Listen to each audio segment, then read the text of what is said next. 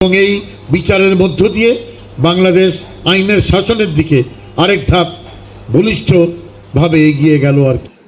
এই মামলা এবং এই বিচারের মধ্য দিয়ে বেগম খালেদা জিয়া, তারেক রহমান তার কৃতকর্মের ফল ভোগ করছেন মাত্র।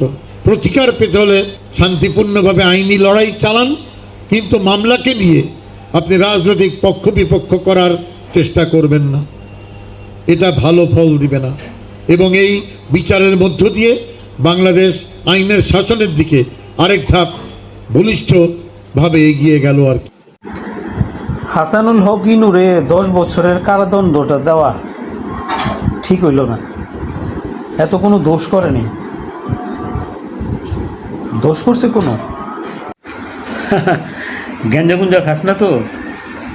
পত্রিকা পড়িস তা আমরা জানি না, ওরা ভালো জানে। পত্রিকালারা কয় যে 5ই আগস্টের মধ্যে কুষ্টিয়ার একটা আন্দোলন হয়েছিল, ছাত্র আন্দোলন। ওটার মধ্যে 6 জনের গুলি করার নির্দেশ দিয়েছিল হাসানুল হক ইনু। কথা বুঝছ?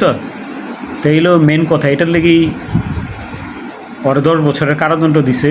এটা যখন ভালো করে প্রমাণ হইব তখন অন্য কিছু হইতে পারে। তো কথা হইল, ভিডিওটা দেখ। ওই যে সে একবার খালেদা জিয়ার পক্ষে থেকে কইছিল যে আদালত যেটা সিদ্ধান্ত নেয় সেটাই, আমাদের সরকারের কোনো হাত নেই এখানে। এই যে ভিডিওটা দেখ, কি কয় দেখ। খালেদা জিয়ার প্রতি সরকার কোনো অন্যায় করেনি, উনি ওনার অপরাধের কারণে কারাগারে আছেন। এর সঙ্গে রাজনীতি নির্বাচনের কোনো সম্পর্ক। আবার যখন তার কান্দে এলো, এই বিচারটাই ঘুরে ফিরে প্রকৃতি তার কাঁধে দিয়ে দিল। হ্যাঁ, যে কথা সে কইছিল এই কাজটাই হের মধ্যে আবার এলো।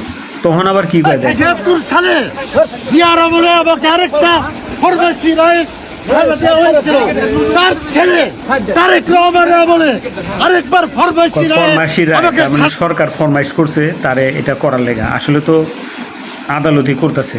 হ্যার কথা অনুযায়ী হ্যাঁ তো তাই কইছিল, আদালতের এটা সিদ্ধান্ত। খালেদা জিয়ার ব্যাপারে যে কইছিল এটাই নিয়ম।